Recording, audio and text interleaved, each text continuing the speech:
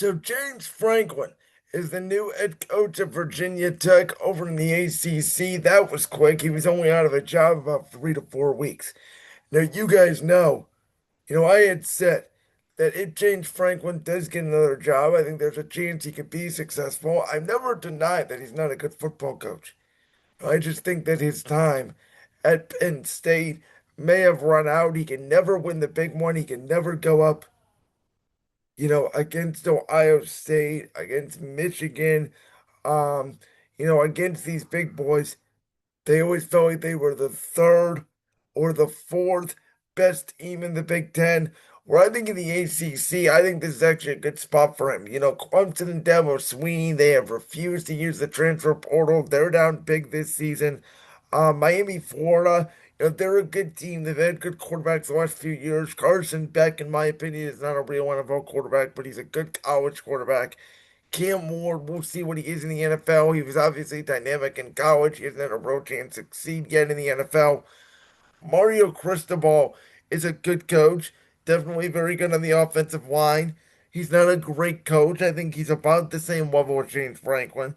Bill Belichick in North Carolina are a complete disaster. I'm not even sure that Bill Belichick is going to be there, past this season for North Carolina. And then Pittsburgh, you know, they're in the top 20.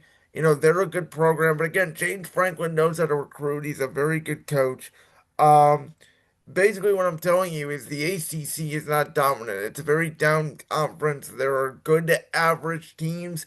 And I think, I know Dabo Sweeney's in there, but, Dabo Sweeney hasn't been a good college football coach in a decade. Outside of Deshaun Watson and Trevor Lawrence, what has he done? He's mostly been carried by his quarterback. Where James Franklin has won games with Trace McSorley, Drew Adler. I mean, name him at Penn State. He hasn't had nearly the quarterbacks that Dabo Sweeney has had. Miami's a good team, but again, they're probably at the level that Penn State was, except they're in a weaker conference.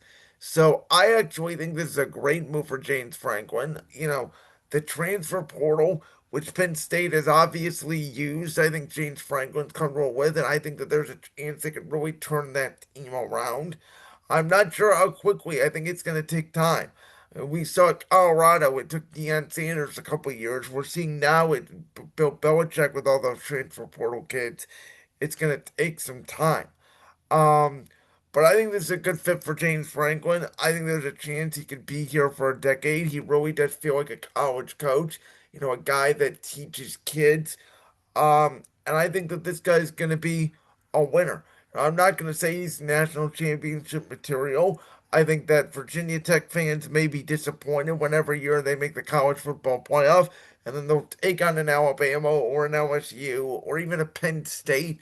And we'll see what they do. That's always obviously a very good program that will probably find their way into the college football playoff some years, not every year, because you've got Ohio State now, you've got Oregon, you've got Michigan, who is still competing for the CFP, you've got USC this year with that Maliah kid and Lincoln Riley, who's trying to make a case for themselves to get into the college football playoff because I think that the more we're seeing with the transfer portal on the NIL, the more even everybody is in college football, unless your name is as they like to say down in Columbus, Ohio State Buckeyes, where I've said all year, I know they haven't played anybody, but they are the fastest team in college football. They just look better than everybody else in college football on paper, and that includes Indiana.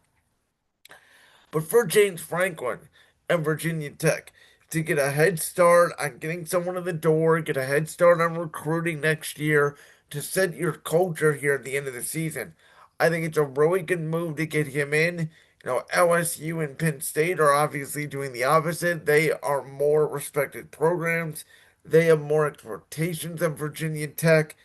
They're going to take their time. They're going to do a wide search. Both of those programs were considered top five in the nation coming into the year.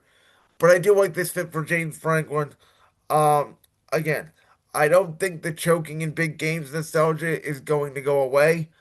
But if you're going to have success for me, out of any conference. We talked about an LSU. It might have been easier for him to recruit because of that Louisiana situation and the respect of that franchise.